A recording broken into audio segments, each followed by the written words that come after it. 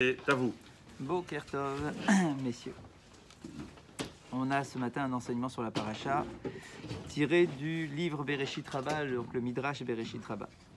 Rabbi Lévi, Amar Beshem Rabbi Yochanan. Donc c'est un enseignement de Rabbi Lévi qu'il rapporte au nom de son maître, Rabbi Yochanan. Amar Yosef Le'echav, lorsque Yosef se révèle à ses frères. Donc là on est dans la période où il s'est déjà révélé, il a déjà revu, etc. Il va maintenant demander à ses frères d'aller chercher leur père, Yaakov. Ça va être aussi tout un enjeu, cette histoire de Yaakov qui quitte Israël. Le texte va nous montrer que Yaakov va avoir une angoisse terrible de descendre en Égypte. Pourquoi ? Parce que il sait pertinemment que c'est le début de l'esclavage, en fait. Il sait pertinemment qu'en partant en Égypte, va commencer la longue période de la vie des Hébreux en Égypte, avec l'esclavage, la souffrance, etc. Pourquoi est-ce qu'il le savait ? Parce qu'il avait en tête la prophétie donnée à Abraham. Dieu avait dit clairement à Abraham, sache que tes descendants seront esclaves sur une terre étrangère. D'accord ? Donc Yaakov, il a toujours vécu avec ça dans la tête. Il le sait pertinemment qu'en arrivant en Égypte, eh bien, ça va être le début de l'esclavage. Alors Hachem essaye de le rassurer. Hachem va lui dire, et on a le verset dans la Torah, Altereda, n'aie pas peur, n'aie pas peur. Altira, n'aie pas peur, vas-y quand même, je serai avec toi, ça va être difficile, mais je serai avec toi. C'est ton fils Yosef qui va mettre ses mains sur tes yeux au moment de ta mort, tu seras enterré en Israël. Enfin, il va essayer de le rassurer au maximum, mais il n'empêche, Yaakov a très peur, bien évidemment. Il va falloir le convaincre de quitter Israël. Et en plus, c'est la seule fois, je remarquais ça hier en voyant la paracha, c'est la seule fois depuis l'histoire d'Abraham, c'est la seule fois où en Israël, il n'y aura plus aucun Hébreu. Puisque Yaakov part avec tout le monde. Toute la famille quitte Israël. Et ça, c'est quelque chose d'important, c'est quelque chose de très marquant pour Yaakov. Il se dit, si on part, il n'y a plus d'Hébreux en Israël. Il n'y a plus rien. C'est une nouvelle page qui se tourne complètement, où il n'y a plus aucun descendant d'Abraham qui vit en Israël. D'accord, enfin descendant, on va dire dans la branche qui porte le projet de la Torah. D'accord, donc Yaakov effectivement a une grande angoisse, et Yosef qui sait pertinemment à l'avance que Yaakov sera angoissé de quitter le pays et qu'il ne va pas vouloir y aller facilement, etc. Il lui dit, enfin Yosef fait dire à son père, par l'intermédiaire de ses frères, il dit comme ça, dites-lui que je suis vivant. S'il vous croit que je suis vivant, très bien, Baruch Hashem, très bien, allez hop, qu'il vienne. Veim lav, mais s'il ne vous croit pas, imroulo, dites-lui, je vais lui donner un signe, le fameux signe qu'il transmet à son père. Shebeshaa shenifradti mimenu beotoyom gorali hu lamaditi parashat egla arufa. Fameux clin d'œil, Razak. On sait que avant que Yosef soit vendu par ses frères, quand il était encore avec son père, il étudiait la Torah. Le passage de Torah qu'ils ont étudié ensemble, c'est le fameux passage de la Egla Arufa, la génisse dont on brisait la nuque. D'accord, c'est un passage très pratique, très technique qu'il y a dans la Torah. C'est un autre sujet pour savoir pourquoi ils étudiaient ce passage-là en particulier. Il y a aussi de quoi dire, mais ce n'est pas pour ce matin. D'accord, donc en tout cas, c'est le sujet qu'ils étudiaient. Le dernier sujet qu'ils ont étudié ensemble. Et donc, il y a Yosef, il va envoyer des agalotes pour avoir justement ce petit clin d'œil. Agalote, Aigla, Arufa, d'accord, c'est le même mot, c'est la même idée. Il y a des génisses, il y a des vaches qui tirent les charrettes, d'accord. Donc, il dit, regarde, dites-lui, et je suis là en train de vous rappeler, comme ça, il est sûr que je suis vivant, que c'est bien moi, d'accord, que le dernier sujet qu'on a étudié ensemble, c'est l'histoire de la Egla Arufa. Bien. Et là, maintenant, on pose la question. Aïm Chashash Yosef chez Yaakov Avinu lo Ya'ami le'echav sheuchai. La question, elle est célèbre. Il dit, mais c'est quoi l'inquiétude de Yosef ? Yosef dit à ses frères, si mon père vous croit que je suis vivant, donc vous allez rentrer en Israël, vous allez dire à Yaakov, notre père, vous allez dire, hé, Yosef est vivant. Et Yosef leur dit, s'il vous croit, c'est très bien. S'il ne vous croit pas, alors voilà une preuve que c'est bien moi qui suis vivant. On dit quoi ? C'est quoi le doute de Yosef ? Qu'est-ce qu'il craint, Yosef ? Que Yaakov ne croit pas ses enfants ? Que tous ses enfants viennent devant lui en lui disant « Papa, après 22 ans où il est en train de se lamenter, 22 ans où il pleure, quoi ? Il va croire quoi, Yaakov ? Que ses enfants se moquent de lui ?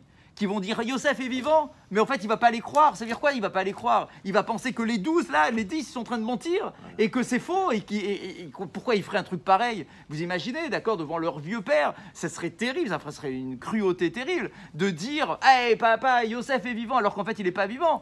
Donc c'est quoi? Qu'est-ce qu'il dit? Qu'est-ce qu'il pense Yosef? Que Yaakov ne va pas les croire, mais pourquoi est-ce qu'il ne les croirait pas? D'accord, quel père pourrait imaginer que ses enfants seraient là en train de dire il est vivant alors qu'en fait il n'est pas vraiment vivant? Enfin c'est n'importe quoi. C'est quoi la crainte de Yosef? Quoi? Non, tu peux mentir en disant, je comprends ce que vous dites, bien évidemment j'ai pensé à ça, mais tu peux mentir à ton père en disant notre frère est mort. Il n'y a pas de preuve, il n'y a rien, tu as amené une tunique pleine de sang, d'accord, on ne va pas voir Yosef, on peut croire qu'il est mort, personne ne va le voir pendant 22 ans, on peut croire qu'il est mort.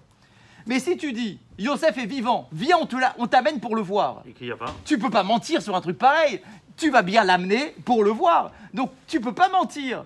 Donc, Yaakov, comment est-ce que Yaakov pourrait imaginer que les enfants, ils sont en train de lui mentir, lui monter un bateau, que Yosef est vivant, en lui disant, viens, on va aller le voir en Égypte, alors que ça serait complètement fou d'imaginer que les enfants mentent sur le fait que Yosef soit vivant.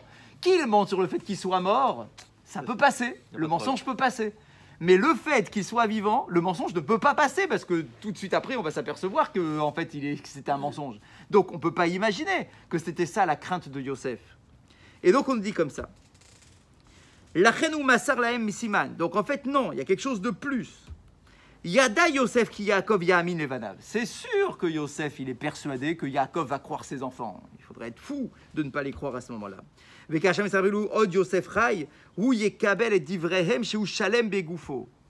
Et que quand ils vont dire à leur père, Od Yosef Rai, notre frère Yosef est encore vivant, c'est sûr que Yaakov les aurait crus. Chez l'Onivgo Betumat Mitzraim. Mais il y aurait eu un point sur lequel Yaakov aurait pu avoir un doute. Parce qu'on nous dit quoi? Od Yosef Rai, Yosef est encore vivant. Mais qu'est-ce que ça signifie être vivant? C'est ça tout l'enjeu en fait. Chazak. Être vivant en Égypte, qu'est-ce que ça signifie? De dire que Yosef est vivant biologiquement, physiquement, ça c'est possible. Yaakov, bien évidemment, il va les croire. Ils sont là en train de dire Yosef est vivant, viens, on va aller le voir. Bien sûr qu'il va les croire. Ça, sur ça, il n'y a pas de doute. Mais pour nous, juifs, le terme vivant, ça ne signifie pas simplement qu'on respire et qu'on a un souffle de vie et qu'on peut marcher et qu'on est physiquement vivant biologiquement. C'est pas ça pour nous la traduction du mot chai. Pour nous, être chai, c'est être vivant dans le sens profond du terme. C'est-à-dire, je suis vivant avec mon identité. Je n'ai pas perdu ma vie spirituelle, je n'ai pas perdu. Et ce point-là, Yaakov aurait pu avoir des doutes sur ce qu'allaient raconter les frères. Parce que dire que Yosef est vivant depuis 22 ans et qu'il vit seul en Égypte, dans le lieu qui est le plus grand potentiel d'impureté de l'époque, de débauche, etc. De me dire que Yosef a gardé son identité juive malgré tout, et qu'il est chai, mais dans le sens juif du terme, pas dans le sens médical du terme, mais dans le sens juif du terme, de me dire qu'il est chai, Yaakov, effectivement, aurait pu ne pas croire ses enfants, en disant ne me faites pas croire qu'il est chai. Vous voulez me dire qu'il est vivant, je vous crois, il n'y a pas de souci. Mais qu'il soit chai, ça je ne vous crois pas, c'est pas possible. 22 ans en Égypte, ce n'est pas possible de garder son identité quand on est seul pendant 22 ans en Égypte. D'accord, il aurait pu effectivement ne pas les croire. Et Chazak, et sur ça, Yosef dit, non, dites-lui bien que je n'ai pas perdu mon identité, je suis vraiment chai. Pour prouver ça, dites-lui bien que je me rappelle encore de l'étude, la dernière étude de Torah qu'on a eue ensemble. D'accord, je m'en souviens encore. Donc quand il envoie les Hagalotes, c'est pas simplement pour leur dire voilà, c'est un signe, d'accord, qui vient montrer que je suis vivant physiquement. Non, c'est pour montrer que l'enseignement de Torah que j'ai reçu de lui pendant toutes ces années, je ne l'ai pas perdu. Donc mon identité, je ne l'ai pas perdue. Et je vous rappelle que Yosef, il a étudié avec son père pendant 14 ans. Il a eu 14 ans d'études avec son père. Comment est-ce qu'on le sait? Comme son père avec... Chazak, comment est-ce qu'on le sait qu'il a eu 14 ans d'études? Nos maîtres nous expliquent. Il a été vendu à 17 ans. Pour nous, la tradition juive, on commence à s'impliquer dans l'étude de la Torah à partir de 3 ans. D'accord, vous le savez, c'est le moment où on coupe les cheveux. le moment où on coupe les cheveux, c'est l'éducation qui commence, l'éducation juive. De 3 à 17 ans, pendant 14 ans, Yosef a étudié la Torah de son père. Pendant 14 ans. Pourquoi, c'est quoi ce chiffre de 14 ans? C'est pas par hasard. Parce que c'est les mêmes 14 années que Yaakov, le père, pendant lesquelles il a été à la yeshiva, avant d'aller chez Lavan, en exil, chez Lavan. Pourquoi il avait besoin de passer 14 ans à la yeshiva? Ça faisait déjà toute sa vie qu'il a étudié la Torah, Yaakov. Pourquoi il a eu besoin de ces 14 années supplémentaires? Parce qu'on nous explique que ces 14 années-là, il a étudié une nouvelle Torah qu'il ne connaissait pas jusqu'à présent. C'était une Torah d'exil. Ça, il ne connaissait pas. Il connaissait une vie juive en Israël, ça, il connaissait avec ses parents, etc. Il a tout appris. Mais vivre une vie, une identité juive en dehors d'Israël, ça, il ne savait pas faire. Ça, il n'a jamais appris. Parce que c'est qui son père à Yaakov? C'est Yitzhak. Or, Yitzhak, il n'a jamais quitté Israël. Donc, une vie, une identité juive en dehors des frontières israéliennes, d'accord, Yaakov, il n'a pas appris de son père. Son père ne lui a pas appris ça. Il ne sait pas comment c'est possible. Donc, avant d'aller chez Lavan et être confronté à l'exil, être confronté à une vie juive en dehors d'Israël et à maintenir son identité malgré tout, ça, il s'est posé la question, comment je vais faire? Je ne sais pas être confronté à cette réalité-là. Donc il a été pendant 14 ans, et pendant ces 14 ans-là, il a appris une Torah d'exil, une Torah où on est confronté à quelque chose qui se passe en dehors d'Israël. Ces 14 années-là, il a étudié la Torah. Et c'est justement cet enseignement-là qu'il a transmis à Yosef pendant ce temps-là. Les 14 années où Yosef a appris la Torah, d'accord, Yaakov lui a transmis ce genre de Torah-là. Et est-ce que ça a marché? Oui, ça a marché. Comment est-ce qu'on le voit? On le voit parce que Yosef, malgré tout le temps qu'il passe en Égypte, grâce à la Torah qu'il a puisée chez son père, d'accord, il dit à ses frères, je suis toujours Yosef. Je suis le même Yosef. Je ne suis pas un pharaon. Je ne suis pas le vice-pharaon. Je ne suis pas un Égyptien. Je suis Yosef. Dites à mon père que je suis dans mon identité. Je suis vivant. Je suis Chai. Je n'ai pas perdu cela. Et pour preuve, ce que j'ai étudié avec lui, le dernier sujet, c'est la Egla Haroufa, eh bien, je l'ai maintenu. J'ai gardé ça. J'ai gardé tout ce que mon père m'a enseigné. Adaïnaou le'avin, vechim zocher Yosef beze alachan ifrad me'aviv, more adavar shadaïnou metzitkuto tama, achen ken. Sheivachach Yaakov le'adahat, shesiman achaim shesomer lo beno, ou siman ruchani, ot hu sheodenu chai. Est-ce que, parce que tu as envoyé des génisses, d'accord, à ton père avec les Hagalotes, c'est la preuve que tu as gardé ton identité? Peut-être que juste tu te souviens. D'accord, c'est pas parce que tu te souviens que tu as gardé les valeurs de ton père. Bon, tu te souviens de ce que tu as étudié avec ton père, mais est-ce que pour autant ça veut dire que tu as gardé ça?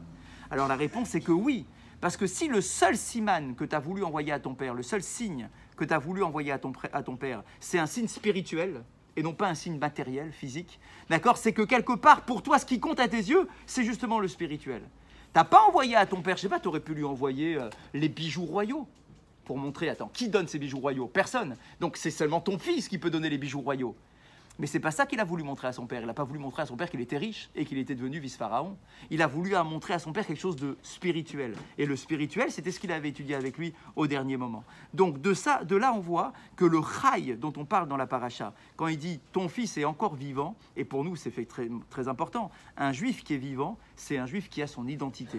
C'est ça la définition juive du mot chai. Sinon, bon, tu es vivant physiquement comme tout le monde, il n'y a pas de différence entre toi et le voisin de palier. D'accord? Mais être chai, c'est avoir une identité forte que tu n'oublies pas malgré le temps et les nombreuses années que tu passes en dehors de chez toi et loin de tes parents. Eh bien, malgré tout, c'est ça que tu gardes. Et pourquoi il a enseigné ça? Ah, Chazak, ça c'est carrément un autre sujet. Et pourquoi Yosef il a 11 enfants. Bien évidemment. Alors, c'est carrément un autre sujet, d'accord, mais qui demande à être approfondi. On sait très bien qu'il va aller en Égypte, d'accord, mais il étudie ça à tout le monde. Oui, mais pourquoi ce sujet-là de Egla Haroufa? C'est ça la question, c'est votre question. La question, c'est les c'est quoi votre question? 14 années. Ah, mais parce que Yaakov, il est prophète. Yaakov, il sait que c'est Yosef qui va mener le combat de l'exil. Il sait que c'est Yosef qui va montrer à ses frères comment garder son identité juive alors qu'on est en exil. Donc, il sait que Yosef, c'est lui qui va être le prolongement de ce que lui-même est, d'accord? Donc, du coup, c'est à Yosef qu'il enseigne cette Torah-là. Les autres, c'est pas leur identité. Les autres ne savent pas faire ça.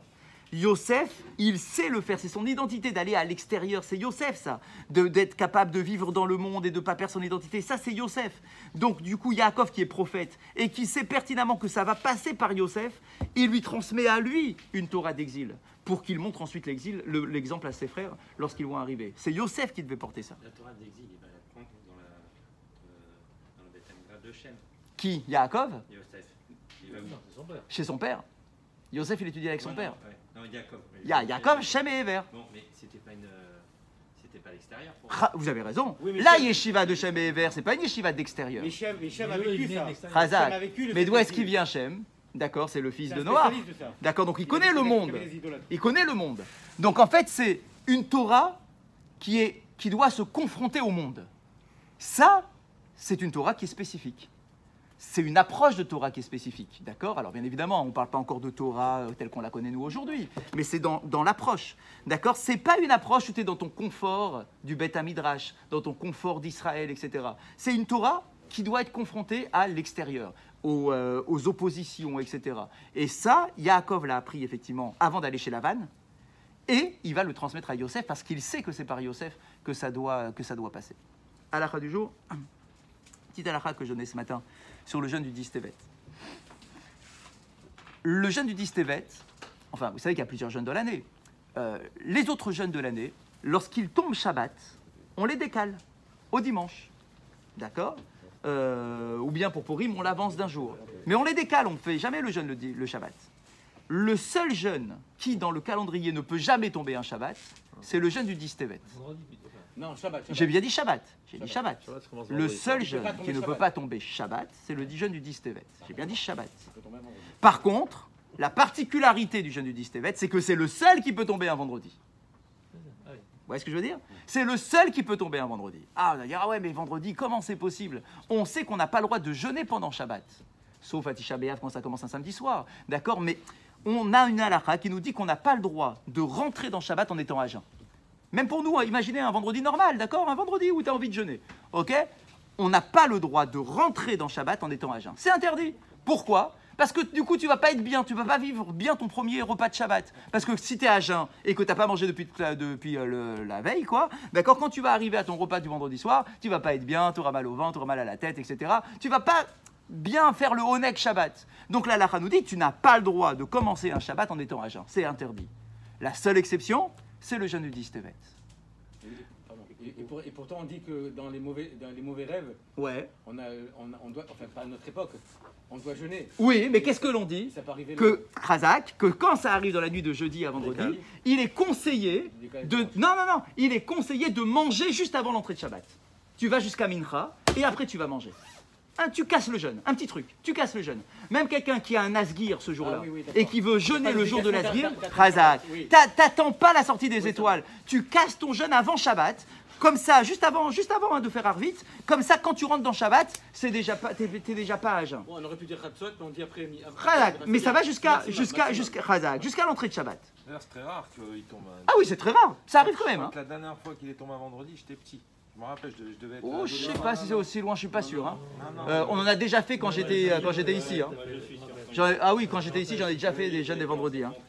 D'accord, donc regardez le calendrier, mais à mon avis, c'est pas si lointain que ça. Mais en tout cas, En 2015. En tout cas. Et en 1414. en tout cas. Non, mais parce que oui, il est jeune. Donc, mais en tout cas. Donc le jeûne du 10 Tevet, c'est le seul qui peut tomber un vendredi. Et cette année, donc, il tombe un vendredi. Et la particularité, c'est quoi? C'est que du coup, comme il tombe un vendredi, c'est un jeûne normal. Ça veut dire que l'office de Mincha qu'on va faire vendredi, c'est un office de Mincha de jeûne, qui est un office qui est long, sur lequel on va sortir la Torah. Vendredi après-midi, on va sortir la Torah. Et on va lire le passage de Vaïchal Moshe dans le Sefer Torah. On va pas faire les Tachanonim, d'accord, mais tout de même, c'est un office de jeûne. C'est-à-dire Mais on fait pas Mincha avant Shabbat. ah bah si, obligé. Beaucoup plus tôt. Obligé, on va faire Mincha à la synagogue avec Minyan, vous rigolez ou quoi? Hein? Un Mincha comme ça se rate pas.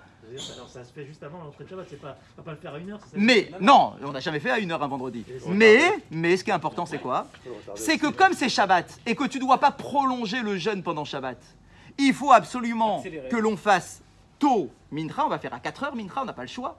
On va faire Mincha à 4h relativement vite parce qu'on doit ensuite enchaîner avec Kabbalat Shabbat, être de retour à la maison et quitter la choule vers 5h30 maximum, parce que le jeûne, il va finir à quoi? À 5h45, je crois, si mes souvenirs sont bons, quelque chose comme ça, ou à 44, voilà. D'accord? Donc du coup, il faut qu'à 44, on soit à la maison, et que, allez hop, kidouche. C'est-à-dire qu'on va faire Arvit avant l'entrée de Shabbat. Voilà. Bien évidemment. C'est ça. Mais ça, c'est classique. En été, on fait ça tout l'été, je vous rappelle. D'accord? Mais, en tout cas, pour nous, on n'a pas le choix. Non, mais les D'accord? rabbins, C'est ils que, mangent à 23 heures. pour nous, on n'a pas le choix. Exactement. C'est qu'en fait, tu dois Bien parlé. casser le jeûne. Tu dois casser le jeûne tout de suite avec l'heure de la fin du jeûne. Parce que tu n'as pas le droit de prolonger ton jeûne pendant les horaires de Shabbat. T'as pas fait Kiddush. Et t'as pas Khazak. Et pour casser une fois que c'est l'heure de Shabbat, t'es obligé de faire le kidouche. D'accord? Donc il faudra voir comment vous allez vous organiser. On casse avec un verre de vin, quoi. C'est pas Ah oui, tu casses avec un verre de vin, t'as pas le choix. D'accord, parce que c'est déjà Shabbat et t'as pas le droit de manger quoi que ce soit tant que Je t'as vais pas fait ton m'enseigner kidouche. comment on fait. Ouais, regardez-vous les Chabad comment vous allez faire ce coup-ci. Ouais. D'accord, mais en tout cas, nous ce qu'on va faire c'est clair, c'est qu'à 4h on va faire Mincha, on va aller relativement rapidement pour que à 5h30 à tout casser, on quitte la choule tous, d'accord, et qu'à 6h moins quart on soit à table en train de faire notre repas de Shabbat. Donc à 20h on est tous au lit vendredi soir. D'accord, donc du coup c'est comme ça qu'on va faire parce que effectivement c'est un jour particulier avec ce jeûne de 10 Tevet qui va tomber. Et juste pour terminer quand même, je vous rappelle que nos Chachamim nous disent que c'est le jour du 10 Tevet que dans le ciel on décide si la Géoula elle vient cette année. C'est le 10 Tevet qui est le repère. C'est le jour du début du siège de Jérusalem. Ah, c'est ça. C'est le jour où la décision elle est Début du prise siège, tous les pas le ans. 10 Tevet. C'est le 10 Tevet, c'est ce jour-là où la décision est prise pour savoir si le Beth Amikdash sera reconstruit cette année. Bezrat Hashem. Hazak Ovav.